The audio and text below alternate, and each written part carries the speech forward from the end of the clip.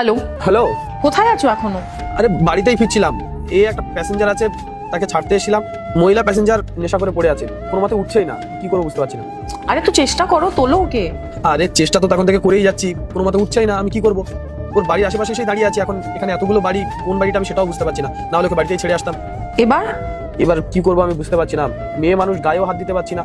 যদি বুঝতেই পারছো, ভয় লাগে এখন। তুমি এক কাজ করো, তুমি না স্ক্রিন রেকর্ড করো, আমি ওকে তোলার চেষ্টা করি, দেখি তাতে অন্তত আমরা সেফ থাকবো না।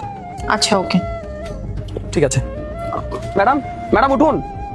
ম্যাডাম আপনার বাড়ির কাছে চলে এসেছি, উঠুন। আরে আপনি বাড়িটা না থাকলে আপনাকে ছাড়বো কিভাবে? উঠুন।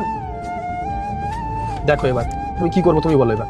আচ্ছা, একটা কাজ করো, ওর কাছে ওর ফোন তো হবে, তাহলে ওর ফোনটা নাও আর ওর বাড়ির লোককে কাউকে ফোন করো। হ্যাঁ ঠিক বলেছো, আমি দেখি, তুমি রেকর্ড করতে থাকো। আল্লাহর নামটি দেখে যে এড়িয়ে যাবে তার মনের ইচ্ছা কখনোই পূরণ হবে না। তাই আল্লাহর এই নামটির জন্য একটি লাইক এবং সাবস্ক্রাইব করে যাও।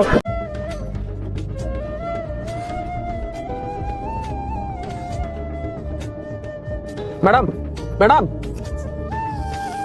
ম্যাডাম একটু চোখটা দেখেন প্লিজ। ম্যাডাম, আরে আরে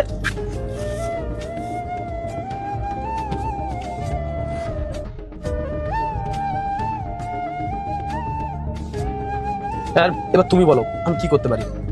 আমি ভাবছি ছেড়ে দিই, ওয়েট করে নি। তাহলে তো সকাল হয়ে যাবে বাড়ি আসতে আসতে। এখন কি করতে পারি বলো? আর তো কিছু করারই নেই, এছাড়া এখন অপশনও নেই। যা হয় হবে, আমি ওয়েট করে যাই সকাল পর্যন্ত, দরকার হলে ওকে ওর বাড়িতে ছেড়ে দিয়ে তারপরেই যাবো। ও ফোন আসছে। দেখো দেখো। আচ্ছা ঠিক আছে, তুমি রেকর্ড করতে থাকো, আমি দেখি কে ফোন করেছে।